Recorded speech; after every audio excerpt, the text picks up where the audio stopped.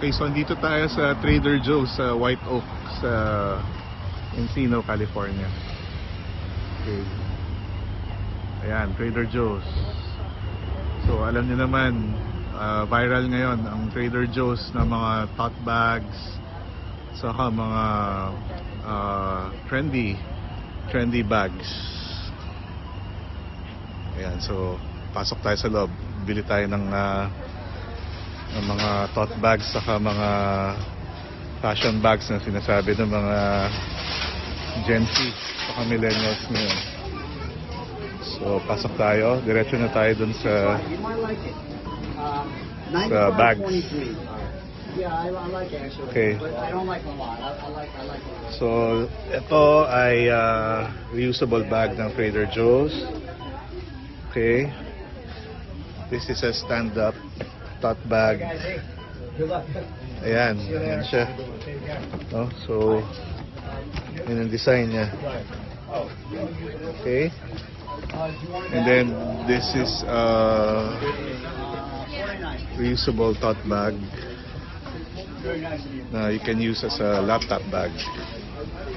So, kinuha ko misis ko ng ganito. Okay. So this is an insulated bag. Okay.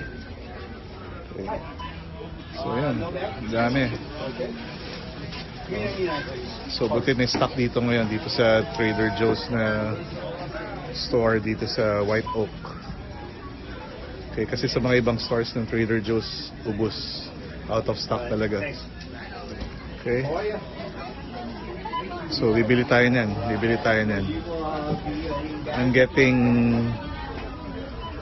I'm getting this one and this one and this one.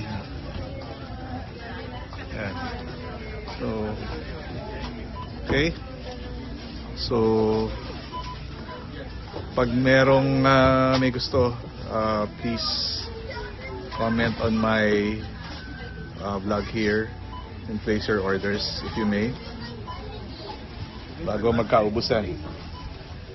This is the in thing now. And some of the bags can fetch as much as high as $10,000, sabi ng isang vlogger. Okay. Okay, so ito yung mga nabili ko sa loob. So ito ay parang laptop bag, pwedeng gamiting laptop bag. So yan. So I bought this for my wife. Pero kung gusto niyo bumili, pwede. So just comment. And I'll answer your inquiries.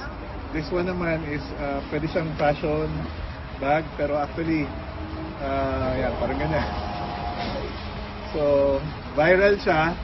So minsan umaabot doon ng mga $1,000, pero murang-mura pag sa akin nyo itatanong or kukunin. And then ito is a reusable eco bag, which is Trader Joe's din. Yan. And then, madami pa dito. So, pag kumuha kayo, may kasamang authentic na Trader Joe's na packaging. So, this one, ayan, iba naman ang design niya. Okay, maganda to dahil mayroong freeway entrance ng Santa Monica. Okay, so Trader Joe's din siya. Okay, so this one goes for just $3. Okay, so yan, pag may inquiries, kung may gusto kayo ng mga Trader Joe's na viral na mga tote bags or fashion bags, reusable bags, like and comment lang on my YouTube channel. Thank you.